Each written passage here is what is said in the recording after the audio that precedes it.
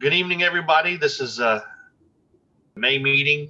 We got Les Crowder's will be a guest speaker this month, and don't have a lot to put out for the club itself. As I said, we're still going on as the Zoom meetings.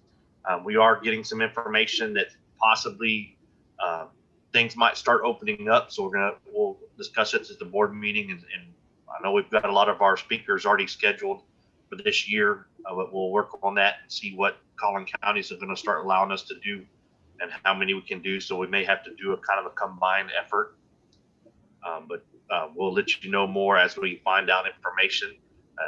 The weather has been kind of nasty and back and forth, but still working bees. And so I'll just turn this over to Blake and get you some good stuff. I'm actually seeing some things coming in, more pollen and actually some small nectar flow. So I'm sure Blake will have some information for you and our good tips.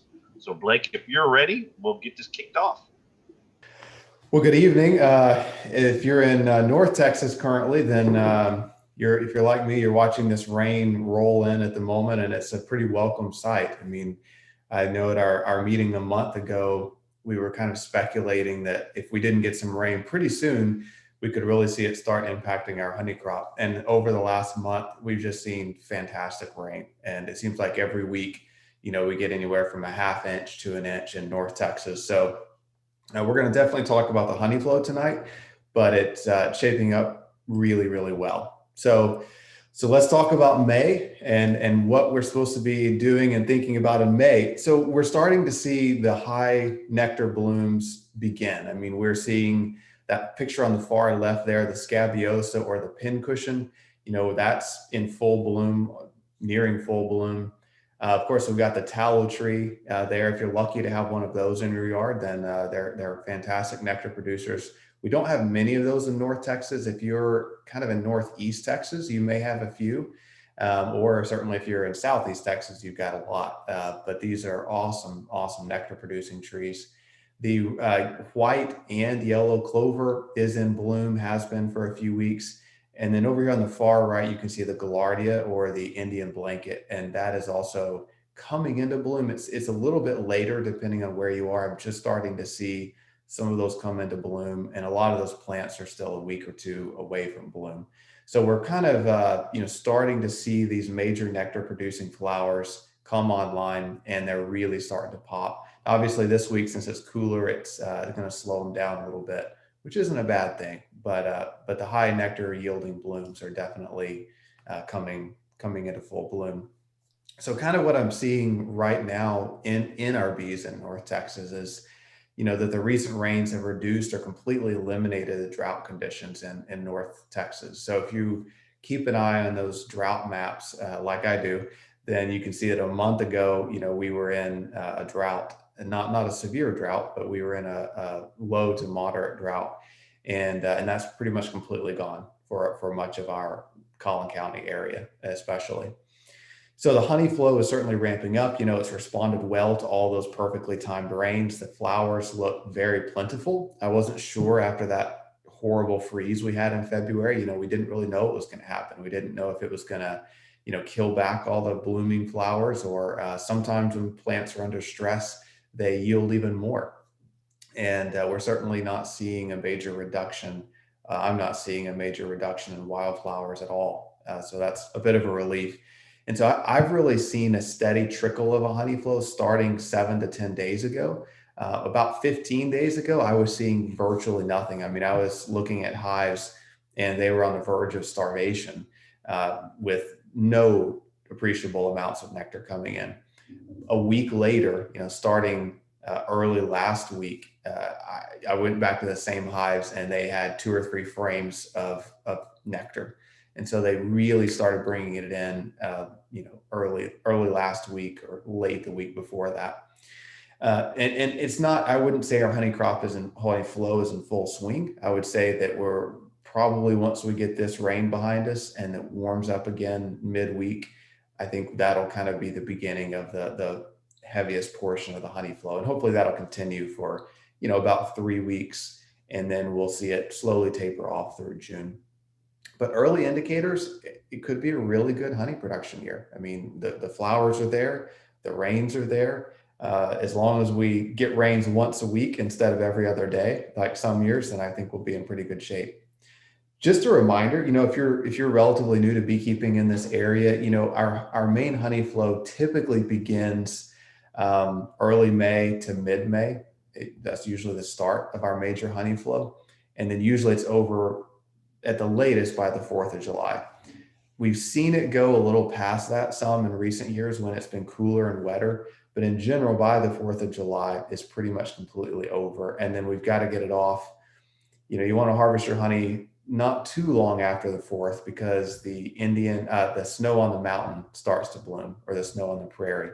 And it's a great nectar producer, and it's for summer. It's a great summer nectar producer, but it also makes the honey kind of spicy, and not in a good way. It's not spicy like jalapenos.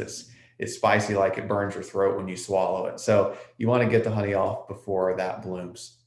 So with that update on the honey flow, I just want to hit a handful of topics that are just really applicable in May that a lot of folks have questions about. And one of the big ones I've seen this year, everyone asking about, is bearding. What causes bearding? How do you control bearding? Is it a problem to have bees kind of bearding and hanging on the front of your hives? This is actually pictures of bees on a truck, and you kind of see all stages of bearding, look from a little bit to a lot on these hives. So a couple of things really impact bearding, and one is humidity. I definitely notice, I run bees, in North Texas, Southeast Texas.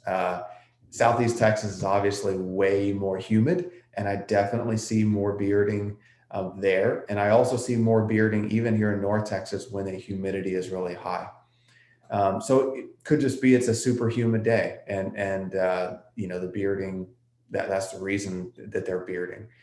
In general, bearding occurs when the bees are too hot inside the hive, and it's not necessarily a problem. Sometimes it's just, all those foragers returning from foraging in the evening come back to the hive, and instead of going into the hot, stuffy hive, they'd rather hang out on the front porch. So it's kind of like, if it's those in the days before air conditioning, if it's a hot, humid day, you really didn't want to be inside. It's cooler to be in that nice breeze on the front porch. And so that's kind of what the bees are doing, is that instead of going into that hive, they're hanging out outside. So temperature certainly plays a role. On chilly days, you're probably going to have virtually no, if any, bearding. The hotter days, especially in the evenings, you're going to see more bearding going on. So space availability is the one caution and one thing I would encourage you to pay attention to if you do see your hive bearding. You want to make sure they're not overcrowded, and you want to make sure they don't need another box, because sometimes they are bearding because they are out of room and need more space. Sometimes it's just a humidity and temperature issue. So when I see bearding on my hives, the first thing I do is I just take a quick look, open the lid. If that top box is more than about 80% full of bees and the lower boxes are 100% full, I'm going to add another box. I don't like that top box to get over 80% full. If it gets over 80% full, especially in the spring, you're at risk of swarming and overcrowding. So that's the one thing I would encourage you to check. That's when I am concerned about bearding, when my hive is out of room and they're bearding. So do a quick check, make sure they don't need another box. If they don't need another box, I don't worry much about bearding. I just assume they're trying to get out of the heat and the humidity. And real quick, guys, I forgot to mention in the beginning. I know we mention it every month, so I take sometimes I forget to mention it. But if you do have questions, feel free to put them in the chat box, and I can certainly answer those as I go along if they're applicable to what we're talking about. If not, I can just save them to the end and grab any questions that you have then. So another big thing that we kind of just talked about in addition to bearding that's applicable in May is adding a second brood box to your hive if you're running 2 brood boxes, or adding supers. So if you are going to use two brood boxes for your hive, which I do recommend, then when your first brood box is 80% full of bees or drawn comb, then it's time to add your second brood box. Now, a second brood box could be a deep or a medium. It doesn't have to be It's totally up to you which one it is. A lot of people like to use a medium for a second brood box because they don't want to lift that really huge, heavy, deep box off to inspect the lower chamber. So, but either one is perfectly fine. For North Texas, I kind of lean towards using a medium for a second box, but it's totally preference. So when that bottom box though is 80% full, it's time to add your second brood box. And then when that second brood box is 80% full of bees or 80% drawn out wax, then it's time to add your first honey super. Don't wait until it looks like the hive in the picture there. That's way too full. That should have had another super or another box probably 2 or 3 weeks before, because that hive actually was prepared to swarm because they'd gotten overcrowded. So another common question on supering is, when to stop supering? When do you not continue adding supers? And in most areas of Texas, and certainly in North Texas, I usually stop supering mid-June. Usually about June 15th-ish, if it's a normal year, I don't add any more supers. I let the bees kind of finish filling out whatever they have. I stop adding supers in mid-June. And yes, usually when I see the honey flow is really dropping off, declining, and I'm just letting them kind of finish filling out their hive in mid-June. If you have a really prolific hive, you may need another box after mid-June, but in general, that's when I stop adding supers. Another common question is, can you add 2 supers at once? A lot of literature says, you add 1 super when it gets 80% full, you add another super. Can you just go out, especially if your bees, let's say your bees are 2 or 3 hours from your house and you can't go visit and check every week on their progress. And so you can absolutely add 2 supers at once. I mean, if your hive is not very strong, I wouldn't add more than 1 super, but as long as their bottom brood box is completely full of bees, their second brood box is about 80% full of bees. If you live a long way from them, I would rather add 2 boxes if I know it's going to be a few weeks where I can get back out there, than add 1 and have them become over full. Because when the honey flow is in full swing, they can fill up a medium box in a week if it's a really good hive on a good honey flow. So adding 2 at a time to strong hives is perfectly fine. And then the final question a lot of folks have is, what about bottom supering versus top supering? You may have read about top supering, bottom supering, and, it's really preference. The concept is that, when that first honey super is full of about 80% full of honey, instead of adding another box on top, you would just add a box underneath it and move that full honey super to the top. So your new empty super is right above the brood nest, right underneath that second super. And the concept is the bees will work it faster. They don't have to travel up through a whole super of honey to get to the empty one. If it's foundation, they'll draw it out faster as well, since it's right above the brood nest. And those are all true. However, a lot of us don't want to try to lift a heavy box of honey off of every single hive, put an empty box, and heft that full box back up on top. So it's preference based. It's not, it's not going to make a huge difference to the bees. It's not going to make a huge difference on honey production. You may see a 3 to 5% perhaps increase in stores. But, if you really want to go above and beyond and get every ounce of honey you can, then go ahead and bottom super. Otherwise, top supering is fine. My favorite time to bottom super is if I have boxes of foundation, because they do tend to draw out foundation a bit quicker on your second box if it's bottom supered. So one other note while we're talking about supering, and that is on queen excluders. And queen excluders are a little tricky when it comes to supering, especially with foundation, if you're new to beekeeping. And so I want to make sure that we understand the process of how to use queen excluders if you're going to use them. If you have supers of foundation, so undrawn comb, here's kind of the steps you need to follow. Number 1, you're going to add your first super of foundation when your second brood box is 80% drawn comb, just like we talked about. If you're feeding to encourage them to draw out comb faster, then you would continue feeding until they have just a little bit, about a fist-sized piece of comb drawn out in the middle 3 or 4 frames in that box of foundation. And then you would stop feeding and you would add your queen excluder at that point. The objective is to get them to start drawing out that foundation before you add your queen excluder, because in general, the bees do not travel through a queen excluder to draw out brand new foundation. Once they've started that process, then they'll continue traveling through that queen excluder to draw out that foundation. So make sure you get those steps accurate. If you just throw a queen excluder on, put a box of foundation on top, they often won't touch it.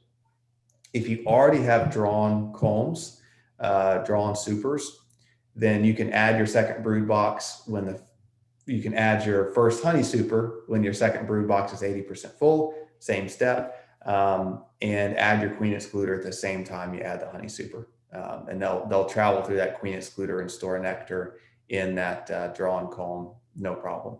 So I've only got maybe one more slide.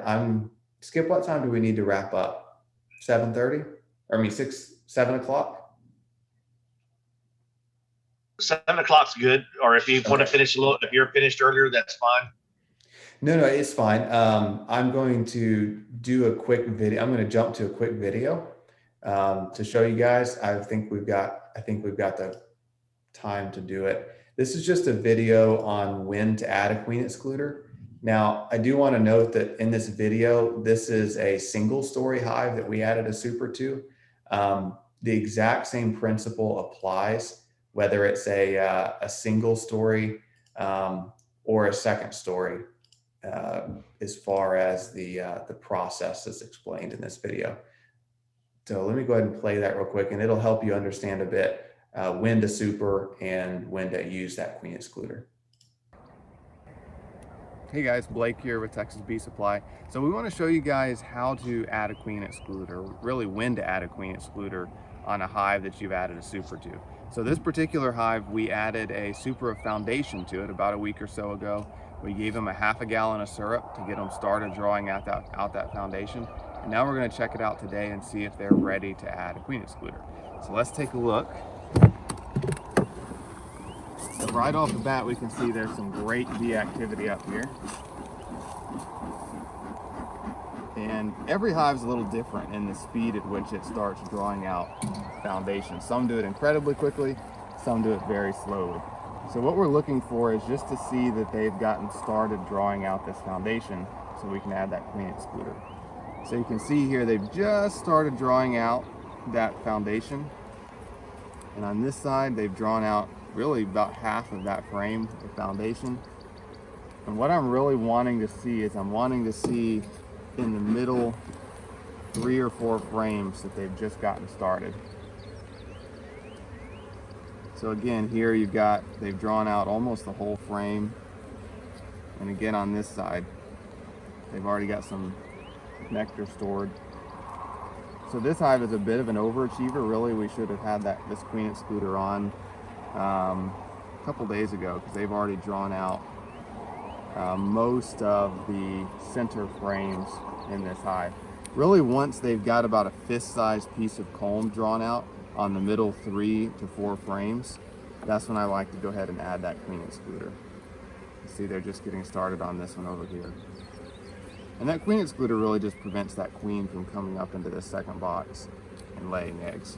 So they're ready for their queen excluder. So what I'm going to do is I'm going to give them some smoke to get those bees to start running down into the hive. We don't want to trap the queen up here when we add that queen excluder. So what I'm going to do is I'm just going to gently shake off the bees out of my honey super, so that just in case the queen is up here, I've got her down in the bottom box.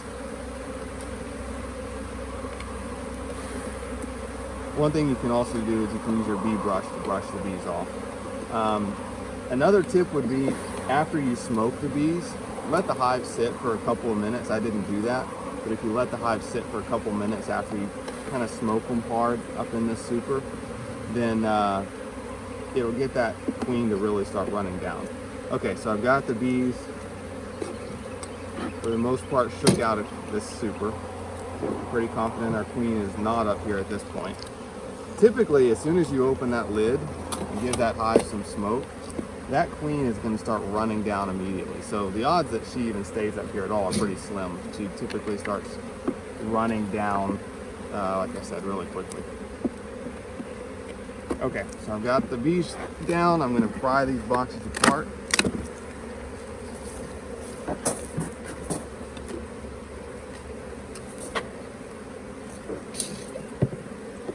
Add my queen excluder.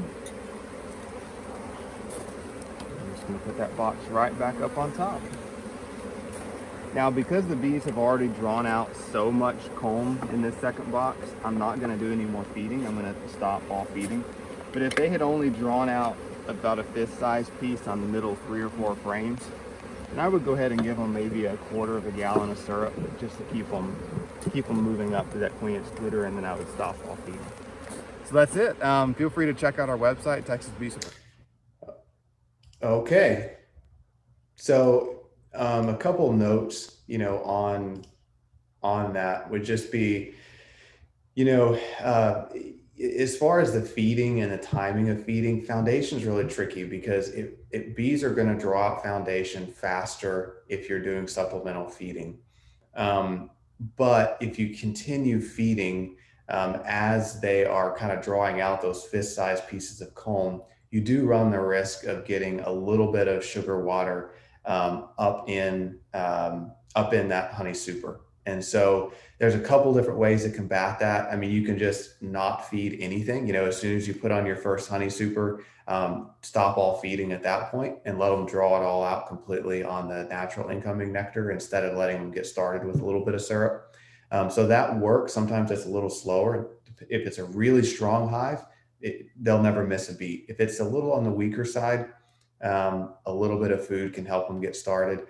I've also seen people let them get started kind of the point where you saw in the video, where they've got 3 to 4 frames half drawn out with syrup. And then they'll set those frames outside of the hive 30, 40 feet away for an afternoon, let the bees rob all the sugar water out of it, and they'll store it back in the brood nest. And then they'll put the frames back in and let them refill it with incoming nectar. So it just kind of depends on what your preference is. I mean, if you say, hey, I don't mind if a 1/4 of a cup of sugar water gets mixed in with my honey, then you can do a little bit of feeding to help them get started. If you don't want any at all, then don't do any feeding at all when you add that honey super. So it's kind of your preference, and it's up to you. If you're selling the honey, you want to be very careful that no sugar water gets in it at all. You want to be very careful about that. So okay, so I'm going to grab a few of your questions here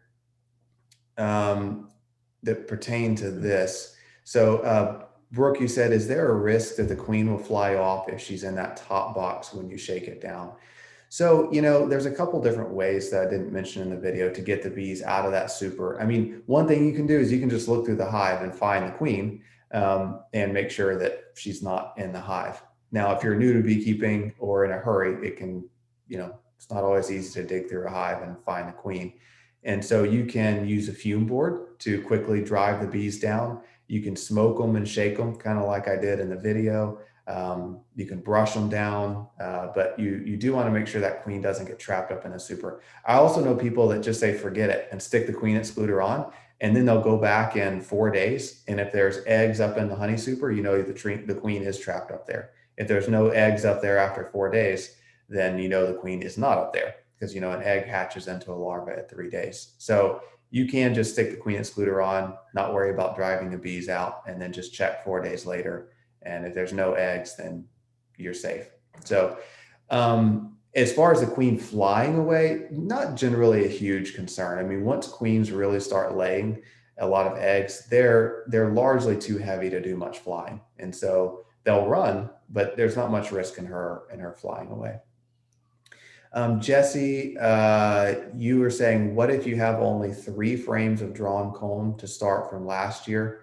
Can you put the queen excluder on right away? Yeah, so if you've got 3 frames out of a super that are drawn comb, yeah, I would put my queen excluder on right away. those 3 frames of comb should be enough to draw the bees up there through that queen excluder, and they should continue working on the rest of those frames. Carrie, you said, how do you know a frame of sugar water being robbed won't go into the honey supers? So, I mean, it depends on if you've got 5 hives and 4 of them already have honey supers on, and you set out sugar water, and the bees are going to rob it. And yeah, they're probably going to put some of that in your honey supers. If you've just got 1 or 2 hives and you don't really have supers of drawn comb on them yet, there's nowhere for the bees to put it other than the brood box.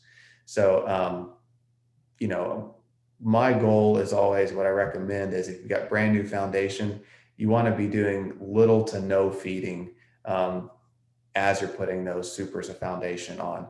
You really want to be completely stopped or wrapping it up to prevent honey from sugar water from getting up there. If you've got supers of comb, you need to completely stop feeding when you add those honey supers, or they'll store it directly up into the honey supers.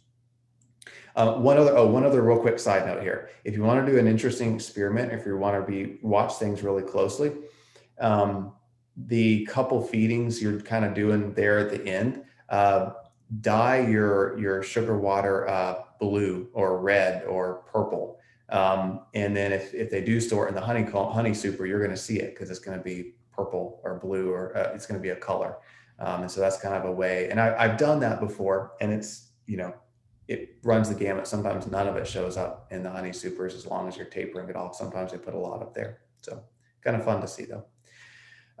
Okay. I think I got most of the questions. Yeah, I think I got most of the questions there, but keep putting them in if you guys have them, and I'd be happy to answer them towards the end. I think this is my last slide, and I just want to touch on it really quickly because it's a common question. It's about checkerboarding frames. So checkerboarding frames, the concept is that you are alternating frames of honey and frames of foundation in order to get the bees to draw out the foundation faster. I highly recommend this in honey supers. So when it's time to put your super on, if you've got some drawn comb from last year, then you can do every other frame, foundation and drawn comb up in your honey super. That'll draw the bees up into the super faster, and oftentimes they'll draw the comb a bit faster too. When I do not ever recommend it is in the brood nest, in the brood boxes. So I see a lot of folks, if they're brand new to beekeeping, want to checkerboard in the brood nest. And I don't know where that came from as far as a recommendation, but you know, one of the golden rules in beekeeping is you don't ever separate your brood in your brood nest. The brood should always stay together, especially because, you know, when we have like cold snaps this week, I mean, it's May and we're getting nights into the, you know, low 50s this week. And if you've got a hive that the bee population isn't great on, and you've separated their brood nest with frames of foundation or empty frames, the bees are going to have a hard time keeping all that brood warm enough in the hive.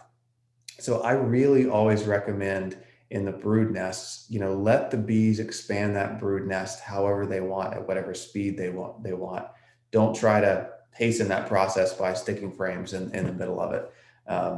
So always just let the bees grow naturally in the brood nests rather than any sort of checkerboarding. Stephen, you said you tried this and ended up with some very, very fat frames of honey next to very thin frames of honey. Yeah, so that is the risk of checkerboarding, because sometimes in the honey supers, sometimes if you add those frames of comb in the top, sometimes they'll just really widen those out instead of drawing out those frames of foundation. So that is the risk. Sometimes the bees do that, sometimes they don't. What I usually do with my bees is I don't checkerboard every other frame, but I may put, you know, 3 frames of foundation in each of my supers every year. So instead of putting an entire box of foundation for my bees to draw out, you know, we'll put 3 frames of foundation checkerboarded in a super each year and kind of grow our foundation that way. It kind of shares the pain amongst all of our bees instead of having to do whole boxes of foundation. So, okay, that was the last slide. So if you guys have any more questions that I didn't get to, then please feel free to put them in the chat box. I did want to hit one real quick that I didn't get to answer, and that was from Alan. you said you had bearding this morning at 56 degrees, and they bearded when it was hot last week. You've got 2 deeps and 2 mediums, 10 frames, but the weather's prevented you from looking. So, I mean, again, it kind of goes back to that space. I mean, if they're bearding at 56 degrees, I bet that they're pretty packed full of bees, you know? So I would definitely check them. Even though they're 2 deeps and 2 mediums, they might have that all full, you know, I mean, really prolific hives. I mean, I've got some hives right now that are 2 deeps for brood nests, and they've got, you know, 3 or 4 mediums already, you know, full. So that's obviously that's an outlier, you know, no one should expect that normally. I mean, that's 2% of my hives, but yeah, really strong hives, they could already have all that completely full. So I would check them when the weather gets a little better. I would check them, and you very well may need an additional box. So Skip, I'm not seeing any more questions. I think we got them all wrapped up there. So I am going to turn it back over to you. All right, thanks, Blake. We'll get on to the main portion, so that way we can get this before this storm really gets kicked off over here, so we don't lose. Les Crowder has been doing beekeeping for quite a while. I think basically his entire life he's devoted himself to natural beekeeping. I know he's written a book on top bar beekeeping, and since I've now added a top bar to mine, I'm probably going to try to buy his book and understand a little bit more of top bar beekeeping. But I know he's focused on natural beekeeping, and he was the New Mexico inspector for quite a while there in New Mexico, and then was also the president for New Mexico's Beekeepers Association for, I think he did several times, from what I remember. But Les, I'll turn it over to you and let you get into the beekeeping side, so we can get some good information. Thank you, and it's good meeting you guys. And in Dallas, I was in Dallas a few weeks ago and didn't realize how big a city it is. I got totally lost there. I'm going to just go right into this subject, and I'm working with a woman named Natalie through Be Mindful, and she tries to organize me, which is a hard thing to do. I resist organization. I've always had a problem with time. I can miss appointments and double book things real easy. Humans and honeybees have a long history, humans and mammals in general. And we've been working with honeybees from time immemorial, potentially ever since there's been honeybees and humans. And honeybees, and what we've done is, as humans, we've changed the way honeybees are. We've modified their genetics. In the early days, it was modifying their genetics to make them better defenders, because we like to eat what they have. You know, we often like to eat the brood back in the past, and now, of course, just the honey. There are still people that eat brood in other countries or feed it to their little children for better nutrition, but mostly we eat the honey. And bees, being as though they can only live off the resources of flowers, they need to guard their honey. Everybody, mice, skunks, raccoons, people, bears, other bees and wasps all want to eat their honey. So they got a defense department, and we've modified their defense department a bit. We've made them a little bit tamer, for the most part, than nature would have made them in some cases. And now we still have some of the throwbacks to the very swiftly defensive bees, but we're familiar with that and try to stay away from that. And, you know, I'm going to skip through some of this because this is more about opening the hive and not getting too stung up too bad, how to dress, how to protect yourself from bees. And the use of smoke really helps. But because what I wanted to talk about was the type of bees that we have. I like to talk about, let me get back to that. One thing that I like to emphasize in beekeeping is that I try to be a nice Godzilla. I recognize that when I go into a beehive and I grab a comb and there's a bee under my finger, crush. It's a bit like Godzilla stepping on a car full of people. Well, they live through it, we get through it, but I try to be a nice Godzilla to minimize crushing bees and eventually become somewhat a peaceful part of the landscape. That's a red wasp and a honey bee drinking off of my finger. You can tell that they're wary of each other. The honeybee's tipped away. She's ready to fly at an instant. She's a little bit afraid of that wasp. The wasp is a little bit, well, conscious that the bee is there, probably not afraid of the bee because the bee is quite a bit smaller, but I'm in absolutely no danger. I'm not going to be stung. I'm not going to be hurt. They're merely eating a little bit of honey that got on my finger. And that's fun to me. That's enjoyable. The type of hive that we use changes the honeybee a little bit. You know, when we give them foundation, we give them a cell size. We determine that cell size. When they build their own cells, they are affected by the cell size we gave them, and eventually they build a variety of cell sizes of their own choosing. Of course, the other big change is that we don't give them very much or anywhere to raise drones. And if they build their own comb, they'll build a whole sheet or two of drone comb. And so that's something that we affect their genetics when we give them a bit of foundation. I'm particular to top bar hives. I had Langstroths for 25 years. I had about 200 of them in New Mexico. I experimented with top bar hives for about 15 years. I had 5 or 6 of them as just experiments. And then one year, I went all top bar because it was a year when I was trying to breed for mite resistance, and I lost a lot of bees, like 98% of my bees. And I was pretty despondent.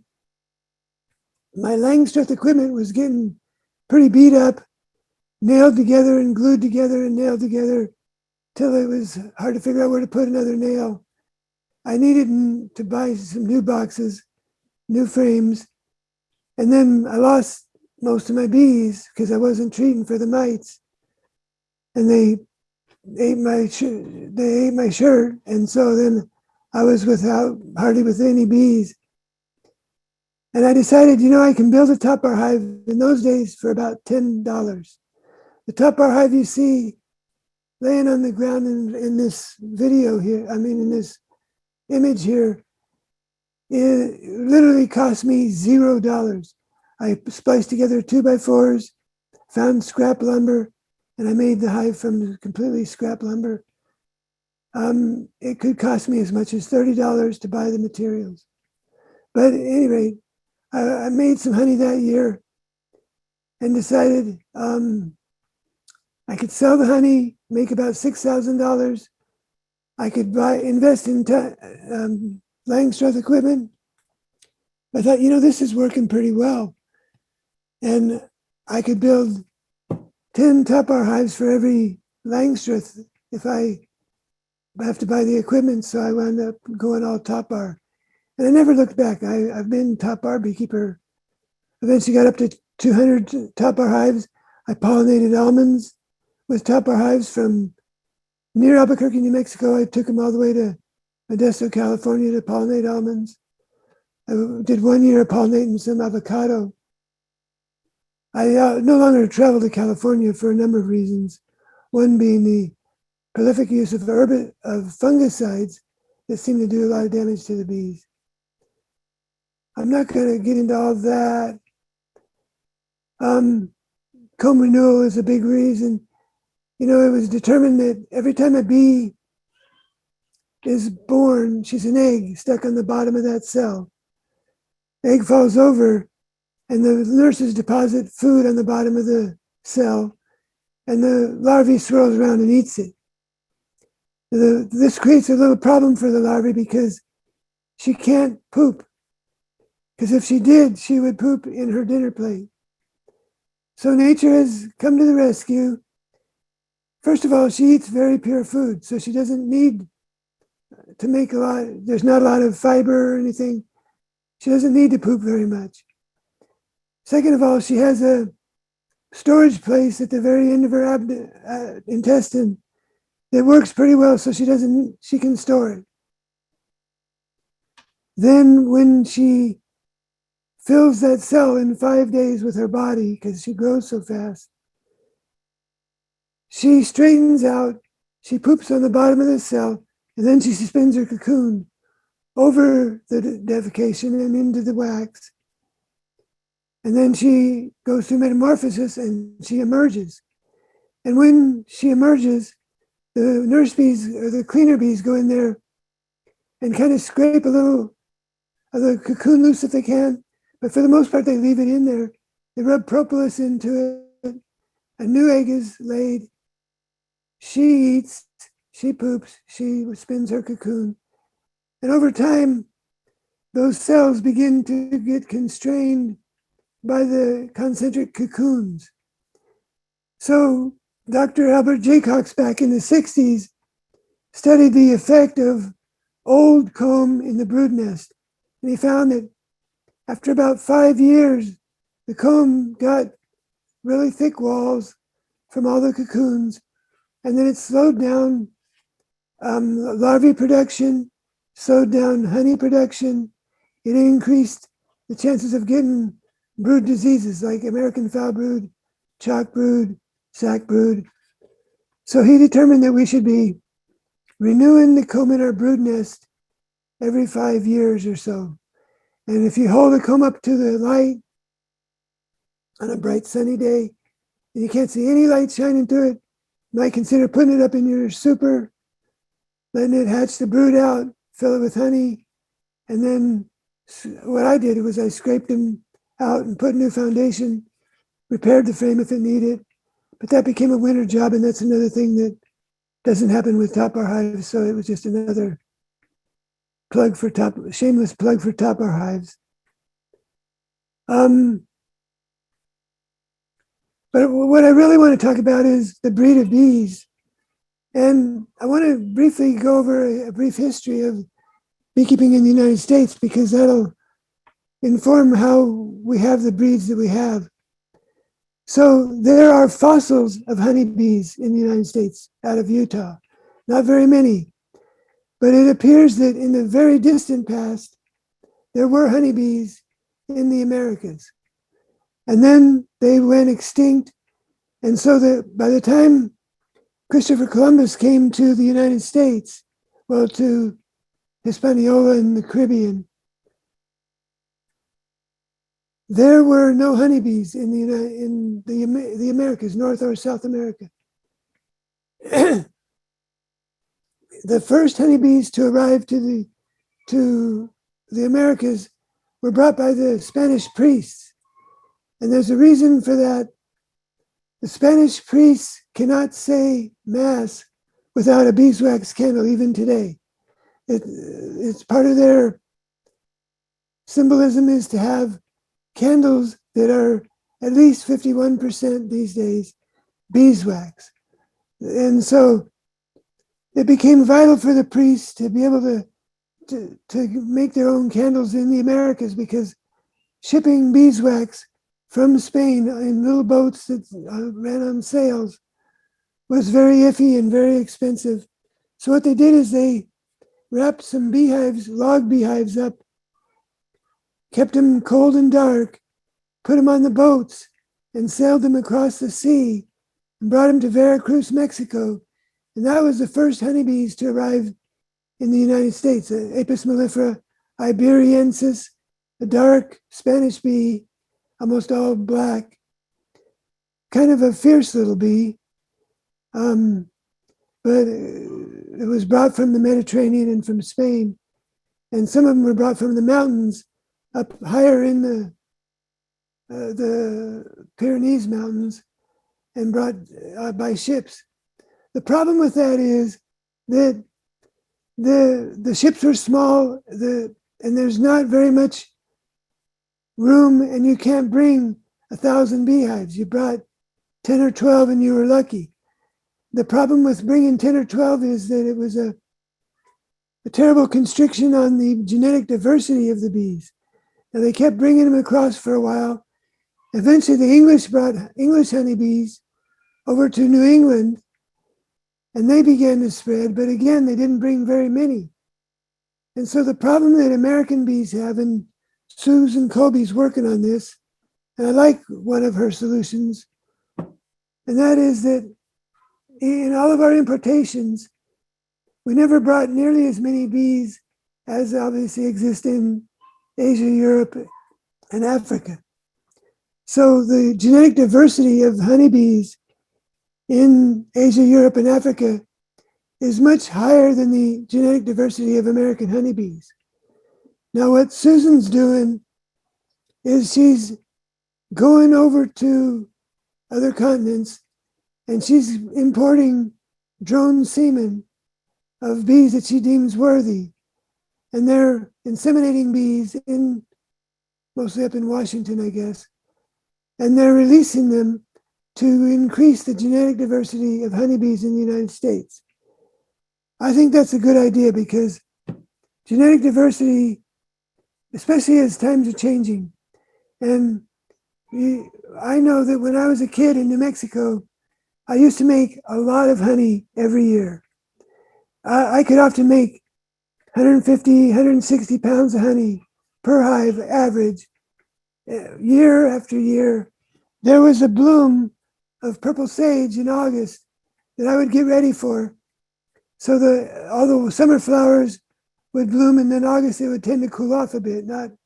Doesn't tend to do that here in Texas, I've noticed. But in New Mexico, it would cool off, and a flower would come into bloom that made a reddish honey that I loved and my customers loved. And I would get all my honey off before it bloomed so that I could get that flower to itself. And sometimes I'd make 50 pounds per hive of just it. We called it purple sage. It's actually in the legume family. It was a desert bush. It would turn the desert purple. And it was wonderful honey. Well, we start having a few bad years. And then we start having a few good years. Nobody has seen purple sage honey in New Mexico for about 10 years now. So it is completely stopped. I mean, the plant still lives, but it doesn't make honey. So things have changed dramatically. A lot of it has to do with climate. It's getting drier in New Mexico. There was a time when a friend of mine who keeps a rain gauge said he went a year and a half without any rain or snow. So things are changing. When climate's changing, we need genetic diversity because we need bees that can adapt to whatever comes along, and we have no idea what's coming. I hope it gets better, but I don't know. So in the 30s and 40s, the United States went through a bit of an importation binge. The Italians got very popular. But we imported Egyptian bees into New Mexico, into southern Texas. We imported all kinds of bees. And then at the end of the 40s, we realized, oh my gosh, we shouldn't just be willy-nilly importing bees. And then back in the 30s, you could be just a tourist and buy a couple of queens, put them in your pocket and bring them across the border and say, yeah, I got these queens while I was in Naples or whatever. And that was fine.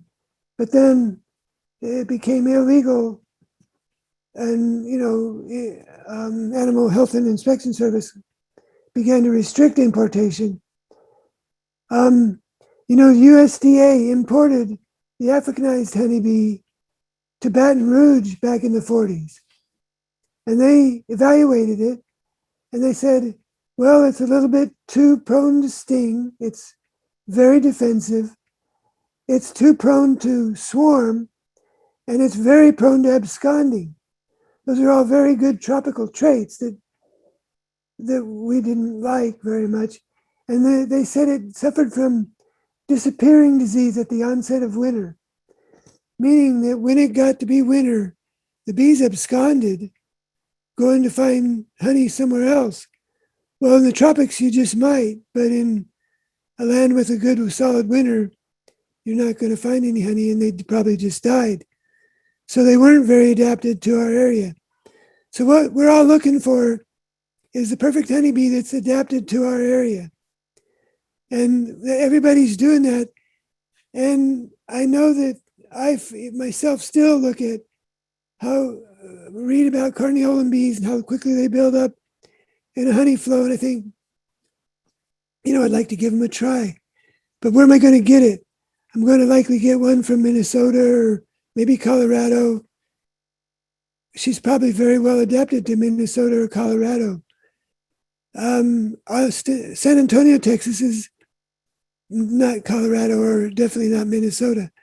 So what I like to propose is that the local bees in our neighborhood are kind of like us.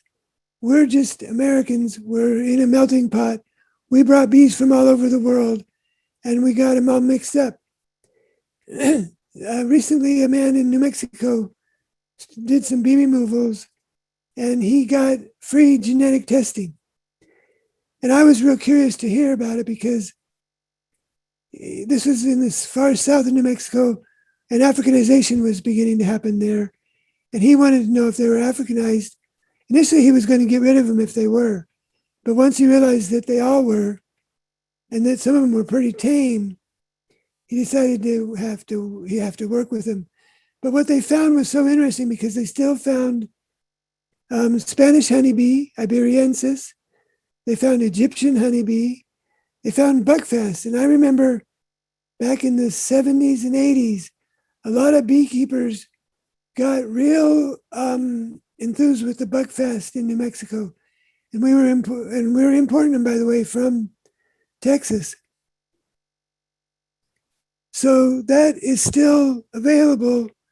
That importation still left its genetic mark on the bees of New Mexico to this day. And there are still Spanish blood in the bees of New Mexico to this day because the Spanish priests brought them up into New Mexico back in the 1700s, but well, even the 1500s. Have to realize that Spain got a jump on colonizing Americas before the white people did. But so what I like to suggest to people is read about bees, read about the different races. It's a lot of fun. I'm going through these. Here we go. It's a lot of fun. And I love to breed for color. And personally, I like the dark bees. I like bees that are all black. I just find them interesting. And I think the Italians are beautiful. The bright yellow bees. I've seen Cordovans. They're brilliant yellow. They're almost, they seem like they must have a light inside their body, or like they're glowing a little bit or something. And it's fun to try all those different varieties. But often what I do is I tell people, go ahead and import it. First of all, don't judge it on one queen. So if you're going to try it, try to find a place for 5 or 6 queens at least of that variety.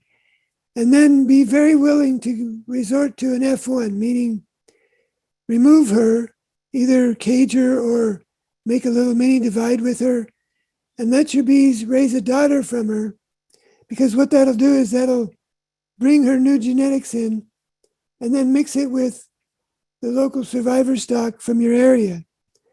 And, the bees in our area are breeding themselves entirely with nature. They are letting the fittest survive. And I know for a fact that I have a tree near Austin, Texas that I saw bees in, and I check on it every chance I get,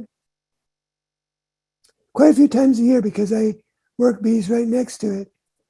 And it has had bees in it continuously since I got to Austin 6 years ago. So and it's not been treated, obviously. So it's a testament to the fact that our bees are breeding themselves, and they're breeding themselves to be resistant to mites, resistant to disease. The bee tree is still alive today, and that's good because that freeze in February killed a bunch of bees. Now, it was a very well insulated hive, so it could be that that helped it out. But a lot of our bees have a tropical nature, and what I saw happen was that those tropical bees are real good at getting really small in the winter and being very frugal with their honey. That's a great trait, except when it got down to 7 degrees, they were too small to keep warm enough, and they froze. So that's a tropical trait that got weeded out of them with that February freeze. So that's my advice is go ahead and get some local swarms, and then be pretty quick to requeen them if they get real mean on you. But I've gotten a lot of local swarms that I don't work. I don't generally wear a suit. I wear a veil. I don't wear gloves. And I work through feral bees that I've got from water meters all the time. I let them get into big hives, and they're still very workable. So don't let that prejudice you. Your fear that local bees are going to be Africanized, well, they may be, but that can be a good thing. And there are some Africanized bees that I suit up for, and I requeen them because they're terrible mean. I've had them literally so thick in my veil I couldn't see. And if I didn't wear my suit, they could have killed me, to be perfectly honest about it. So, but that's very, very rare. It's almost, there's 2 or 3 hives in the thousands that I've seen here in Texas since I got here a few years ago. So I don't know that you're going to find the perfect race or variety of bee, and I wouldn't worry about it. And if you want to try, like, I'm a big believer I tried the Russians years ago in New Mexico, and they have a great trait. They're very good groomers of the mites. So when a Russian bee has a mite on her body, she shimmies and shivers, and that tells her sister, oh, I've got an itch. And her sisters check her out, and when they find the mite, they crush it in their mandibles, and you find crushed mites on the bottom of the hive. So that's a good trait. That's a trait that we want to expand on. Well, now we can mix that in with Africanized bees and make sure the Africanized bees have that trait. In other words, I still believe in breeding for the perfect bee. And to me, the perfect bee is a bee that can handle the mites on its own. And I have lots of bees that I've never treated, and they're doing fine, and they're not. I don't have a mite problem. I rarely see mites. If we look real hard in any hive, there will be mites. I want to throw this out here, even though it's a little bit off the subject. When we're breeding bees in the United States today, we are breeding mites. If we let nature take its course like they had to in Puerto Rico or Jamaica, where they didn't have access to our miticides that we had, they couldn't treat for and then, like for instance, in Jamaica, they started treating with Apistan. They used it for 8 years. Well, the mites became resistant to fluvalinate. It became useless. And yet they got to where they hardly had any mites, and they eventually quit treating for mites because they had developed a fairly resistant bee, but they also developed a fairly bee-friendly mite. So if you just let a parasite and a host live together, the parasite that kills its host kills itself. So the mite that kills the bees kills itself. And so the mite that doesn't kill the bees is going to survive. A good parasite wants a thriving host. So if you let bees and mites work it out, what happens is when the mites first came, they killed a whole bunch of bees, and a whole bunch of mites died. Then a few bees came back, and then a few mites came, and it's sort of a teeter-totter for a while. But eventually in like Jamaica, it got balanced. Now, if we look at those mites, the mites that they have now have a lower reproduction rate than they did when they originally came to Jamaica. And the reason for that is that that's what the mites needed in order to have a thriving host. So eventually we need to stop working on so much treatment and let the mites and the bees attain a nice balance. And the mites will become a very minor parasite. But there is mite resistance and we can breed for it. There's VHS, there's grooming, and there's bees that for whatever reason the mite doesn't lay eggs. She goes in the cell, the pregnant mite, and she never lays any eggs, and she comes out and she eventually dies. Suppressed mite reproduction trait. But eventually we can breed a bee that's, this for instance is in Austin, Texas. These are somewhat Africanized bees. He had them tested. And there he is without even a veil, which I don't recommend, showing bees to mom and her daughter. You can breed an Africanized bee that's very friendly. And so I firmly believe in breeding with what you have in your own neighborhood. And then, of course, because we're curious and we'll never leave things alone, we're going to try maybe a bee from Madagascar or whatever, because it just sounds exotic and fun and what the heck.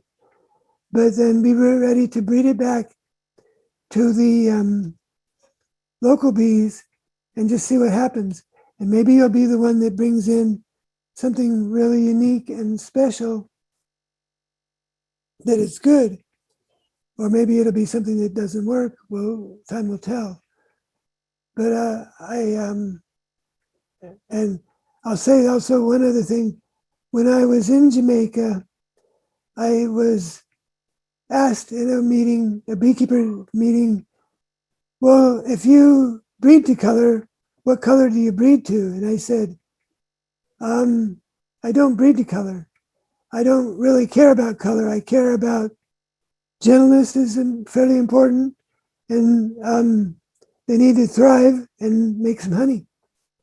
And that's what I breed to. I don't, and now, of course, I might add mite resistance, but that just becomes part of their thriving. If you don't treat, then they don't thrive if they're not mite resistant. And they said, well, we could tell because I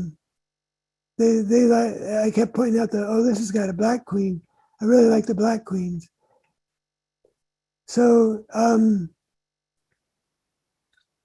main thing is that we want to see good patterns. We want to see a good pattern is not just meaning that the queen is good, and it's really vital to the colony because keep in mind that the brood food is age specific.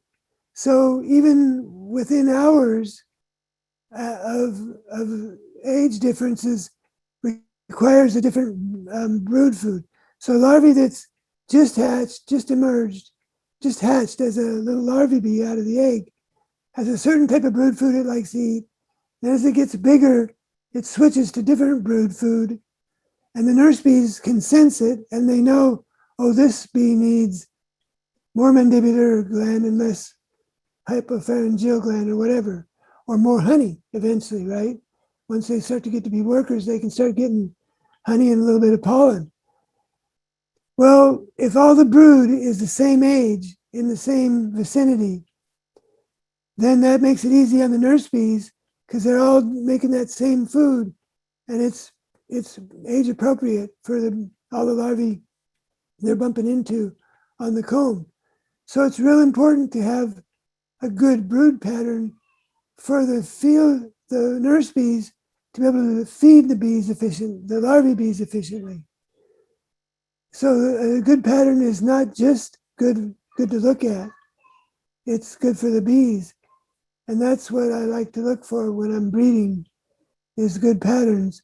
Over on the left is just another version of a top bar hive made out of plastic blue barrel. I think that's a 30-gallon drum.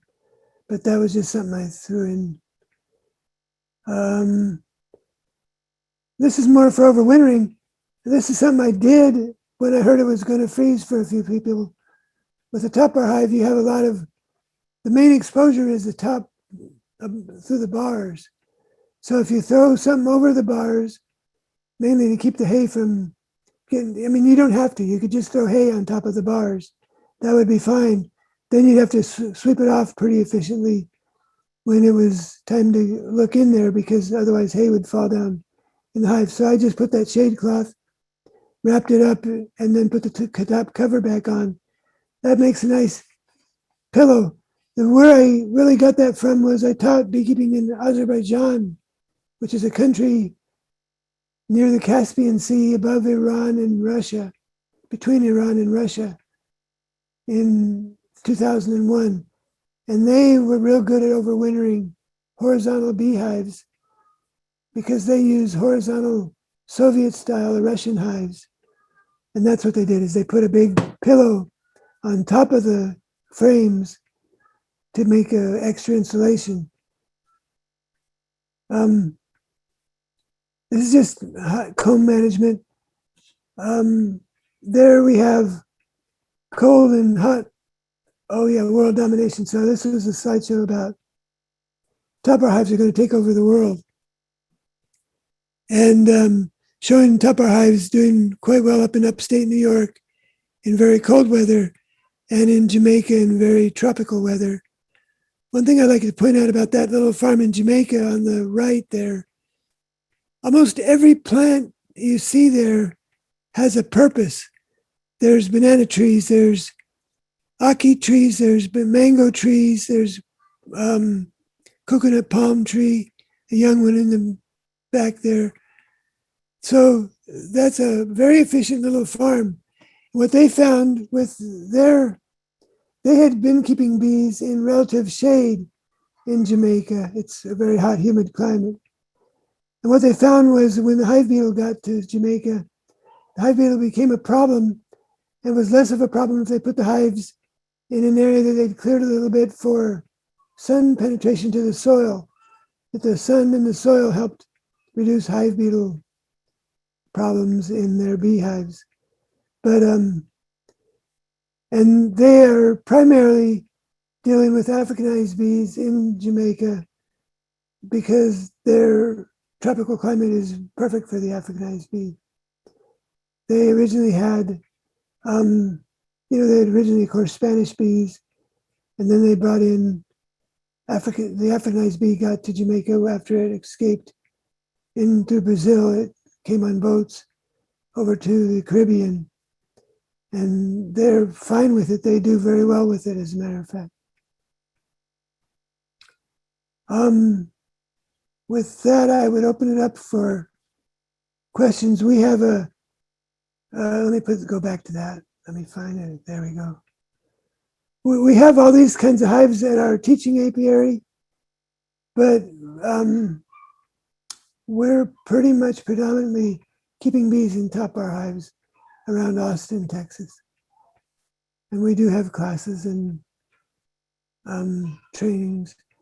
We are going to meet at the Hays County Beekeepers Association in person starting in June now, because we feel it's time to.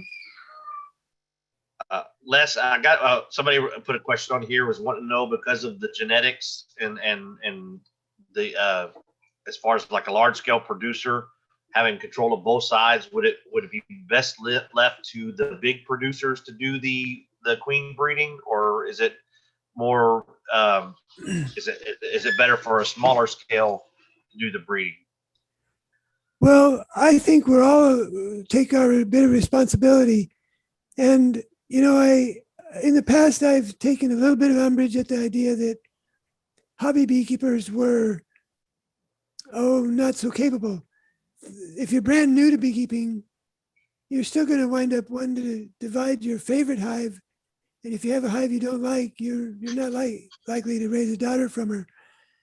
But we have people that are small scale beekeepers that have had bees for many, many years and are very competent and keep up with lots of research. I think they're perfectly capable of raising bees and raising good bees for their neighborhood. And in some ways, when you don't have a big fuel bill and lots of expenses bearing down on you, you're better able to experiment. So I think that hobby beekeepers, if they're got some degree of confidence and competence, are excellent bee breeders, and that we should all be taking some responsibility for the bees in our neighborhood. Okay, I've got another question. They were showing some of the top bar hives that were made from half barrels. Right? Is there, it's wanting to know about, how well they work, and is there a lot of comb attachment in that setup, to that plastic, or is it same as the top bar?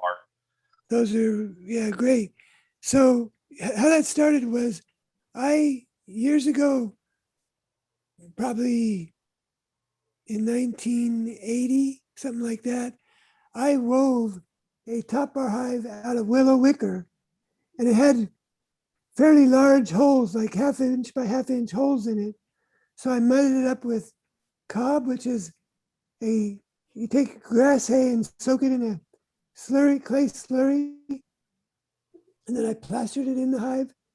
And I just was experimenting with, could I make a hive with no nails or screws? Just could I weave a beehive?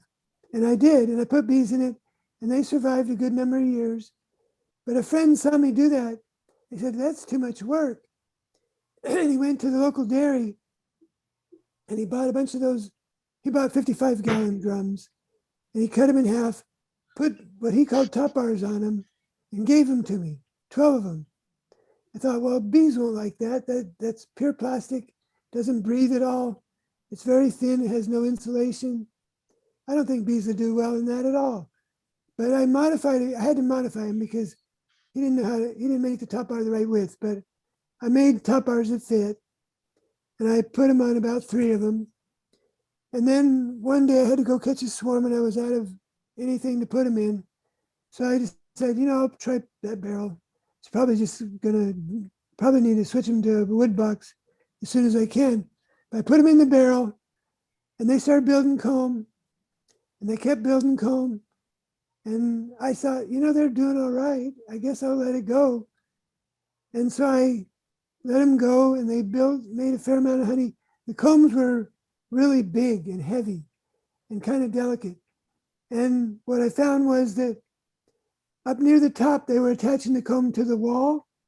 And then as it went down in the curve, there's a point at which they stopped attaching it was almost as if where the wall became the floor, they wouldn't attach to the floor, they would just attach to the wall. And I thought, well, that's interesting. But they probably won't make it through the winter. So I let them try, and they made it through the winter. They stayed in some of those hives for 25 years. They did really well in them, and I was so surprised. And New Mexico gets pretty cold winters. Like much cold, 10 degrees, 12 degrees, pretty commonly in January. So they will work. But what I would do is I would take a 55-gallon barrel, and I would cut about a 6-inch strip out of the middle of it so that you were down a little ways. You weren't halfway up, so you're not building a half circle. You're down a little ways where the side pulls up in a way you're more, because what I found was that when the tangent angle was about 120 degrees is when they stopped attaching the comb to the wall very much. So that's how I build my topper hives, with 120 degree sides. But I still have just built a new barrel hive. I'm going to put bees in it pretty soon. They do work. And I think they do great in Texas, where you really don't have to worry about the cold very much, particularly if you just insulate it over the top of the top bars. And what I also shot holes. I used a 22 rifle because I thought, how am I going to put holes in all these hives? I lined them up and shot holes through them just to give it a little drainage. And I put it on 2 sticks up on the stands where I can work at tabletop height. And it was a great, quick little hive to make. Okay, I've got another question. Want to know about long hives without foundation versus a top bar hive, and I guess they're talking about the long Langstroth versus the top bars. Do you have any words for those as far as being without foundation, which one does better? You know, you were just saying about the 120 degrees, but what does the long Langstroth work to? Long Langstroths can work pretty well. I'm going to go back. So in 2001, I went to Azerbaijan and worked with beekeepers there. They were using what was the equivalent of long langs. They call them the Russian long box. And they were, a lot of the Azeri beekeepers had gotten trained when Russia came and took over Azerbaijan and became part of the Soviet Union. They trained a lot of people to be beekeepers, the style of the Russian beekeepers. And so what they had is framed hives that were horizontal and long, and they had canvas that they put over the top of the frames and down the sides. And they kept adding frames as summer progressed, and then they'd harvest honey and take frames and leave them in the brood in the middle. And my job for USAID, the one thing they wanted me to do was to convince them to go to stacking vertical Langstroth hives. So I told the beekeeper, you know, I met longtime beekeepers whose grandpa and dad had kept bees, and here I was going to be giving them advice. Well, they were already good beekeepers in their own right, and I could learn a lot about particularly keeping bees in Azerbaijan from them. So when I told them, oh, they want me to get you guys to start using stacking vertical hives, they said, they always do that. And it doesn't work as well. They don't overwinter as well in a vertical hive as they do in a horizontal hive with a good pillow, meaning a bunch of hay on top of the long hive. And so my personal feeling, though, is I have tried long langs. We have two of them at our teaching apiary now. I don't like frames anymore. Frames are delicate. I build, my bees build all their own comb, whatever's, I don't care about cell size. I don't know that any of us should, but I know that when you let bees build their own comb, generally they start building larger cells at the top and they get smaller, and then they start with a new stage and they build large cells and small again. So they build a variety of cell sizes. Why they build a variety of cell sizes, I don't know. They, of course, will build 100% drone comb for a few combs. That's fine. I figure they know why they want those drones. They know why they want big and small cells. I don't, and I like to give them that opportunity to be free to build whatever cell size they want. And I just didn't have it on a bar as on a frame. And by making the top, the sides slope away from the bottom at 120 degrees, I can usually lift it without having to cut it loose. And it's pretty sturdy on the comb. Because what I find with foundationless frames is that they often don't attach the comb to the frame. And then it's a very delicate comb. You might as well be a top bar hive, except that it's got the added expense and complication of the frame. Okay, and I've got somebody that's asking about the last one on the top bar was, is there anything better in Texas versus the 17-inch versus the 19-inch? Well, I prefer the 19-inch for a couple of reasons. The 19-inch, it goes back to, I used to milk cows in a dairy, and udder attachment. A cow with a big pendulous udder was in danger of losing her udder. And a cow with a nice wide attachment of her udder, it was very firmly attached. Same with comb. A comb that's narrow and deep has a lot of weight hanging on relatively few inches of attachment to the comb, to the bar. But a comb that's got a wide angle and isn't very deep is much less, the combs are much more durable. Like you can pick them up and turn them a little bit sideways and they don't break on you. And that's the one danger with any kind of foundationless hive, is that the comb doesn't have, any wire or plastic or wood to hold it up.